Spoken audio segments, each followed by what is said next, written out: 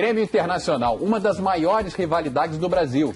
Agora, você já imaginou os torcedores desses dois clubes torcendo por um mesmo time? Nada de seleção brasileira. A seleção era justamente a adversária. Uma seleção gaúcha enfrentando vários heróis do tricampeonato mundial do México. Rivelino, Jairzinho, Paulo César Caju, todos vaiados no seu próprio país. É a incrível história do dia em que o Rio Grande do Sul torceu contra o Brasil.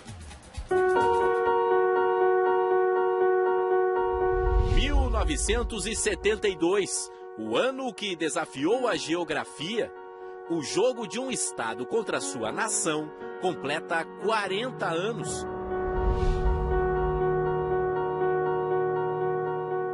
Naquele jogo, nós contra eles, o Rio Grande do Sul contra a seleção brasileira, naquele jogo todo mundo se fardou, não tinha gremista, não tinha colorado, não tinha cristão, não tinha ateu, era todo mundo o Rio Grande do Sul contra o Brasil, meu amigo. E aí, eu sou menos brasileiro por isso? Vamos combinar que não, né? Agora, só o psiquiatra para poder explicar.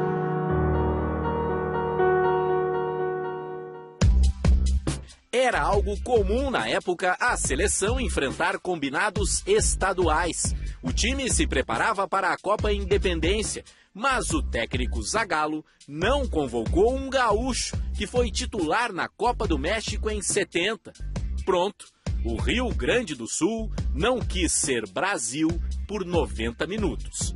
A convocação do Everaldo, né? Foi logo recente e que é um estado realmente que o barrismo é muito forte lá, né? E aí realmente virou uma guerra, né? Porque Everaldo, que tinha saído muito bem na Copa do Mundo, estava muito bem ainda, né? Estava muito bem, não tinha sido convocado. Campeão pela seleção do México e tal. E depois não fazer parte da seleção e disputar isso aí. As pessoas viam a gente como um inimigo. A imprensa gaúcha teve papel decisivo neste jogo. TVs, rádios e jornais aqueceram os ânimos da torcida.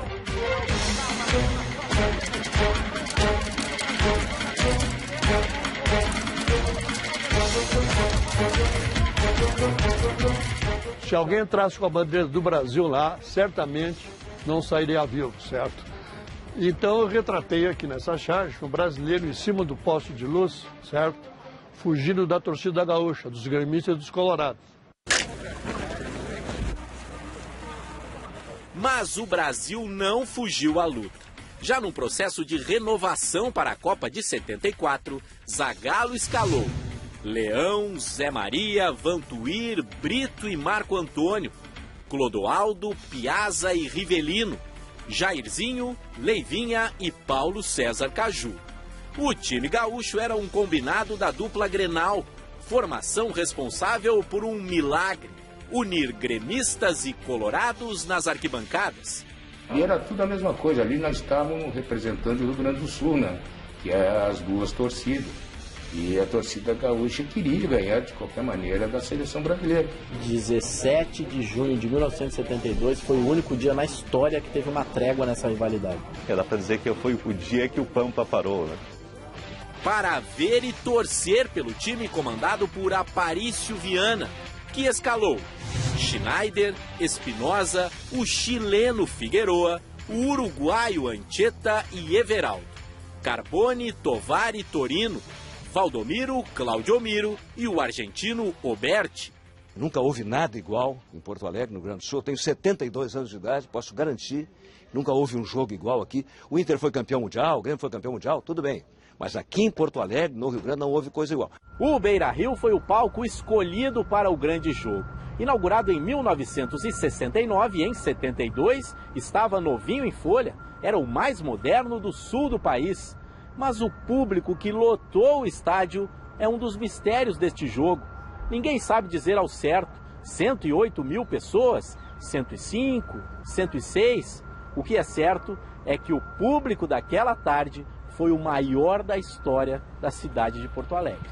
Um fato que me marcou muito foi na entrada do estádio. Nós estávamos lotados na riva, mais de 100 mil gaúchos, 100 mil bandeiras do estado do Rio Grande do Sul. Não tinha uma bandeira da seleção brasileira. 106.554 pessoas, 110 mil pessoas. Parte desta multidão chegava até o centro da capital, mas eram raras as linhas de ônibus até a região do estádio. A solução encontrada foi emergencial e veio das águas. Muitos torcedores tomaram barcos para ir até o gigante da Beira-Rio. As raríssimas imagens do jogo não desmentem os relatos dos envolvidos. A seleção gaúcha saiu na frente, com um gol de Tovar. Não é que virou uma guerra, a gente queria também, vamos ganhar o jogo. Que nós demos azar, porque toda hora eles fizeram 1-0, nós 1-1. O empate do Brasil veio num gol de Jairzinho. Dizem que a provocação, o clima de hostilidade é tão grande que os jogadores da seleção brasileira faziam um gol e beijavam o escudo na frente da torcida, né? Jairzinho! A vaia ouvida durante a narração do gol aumentou exatamente por causa desse gesto do Furacão. Gol de Jair! 1-1 no marcador. Uma beleza o gol de Jairzinho, no entanto é preciso frisar. O 2-1 foi marcado no segundo tempo por Carbone, num chute de fora da área. Como é que você vai no estádio onde a seleção brasileira vai se apresentar? 100 mil bandeiras de estado do Rio Mesmo que Sul, seja, vai com uma seleção que nem ou do Sul, você não vê uma bandeira do Brasil. Pô, negócio que você fala, pô, é porque nós não estamos no Brasil, né? Mas o Brasil era forte demais. Paulo César Caju deixou tudo igual mais uma vez. Bem ao seu estilo, o atacante provocou. Devolva o meu passaporte. A frase do passaporte aí tem a ver mesmo, né, cara? Pô, devolve meu passaporte. E o Rio Grande passou à frente de novo. Claudiomiro, de cabeça. Era o gol da vitória que seria dedicada para Everaldo.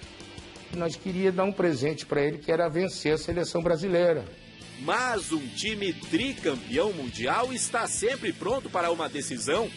Caju deu uma arrancada capaz de causar inveja em Messi ou Neymar e achou Rivelino livre. Pela narração, nem a comissão técnica brasileira se conteve depois do gol de empate. 3-3 no marcador. E até o Admildo Chirol, Cláudio Coutinho estão aderindo aos gestos para a torcida depois do gol. A rivalidade era tanto, parecia que nós estávamos na Argentina ou no Uruguai, mas pode. De dois países que tem uma rivalidade, porque era um negócio inacreditável.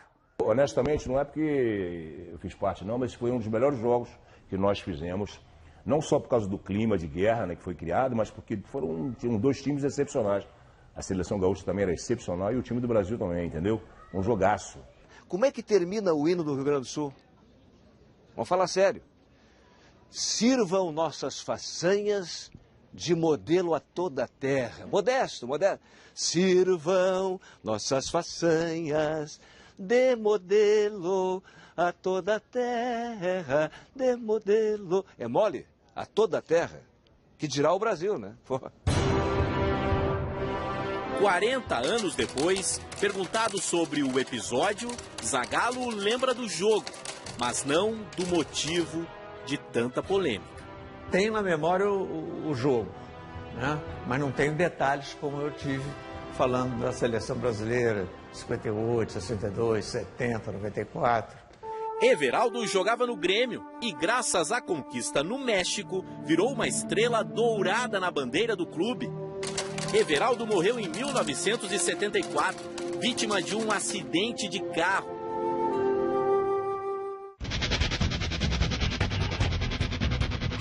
De tudo ficou uma lição. No jogo de um estado contra a sua nação, quem venceu foi a história.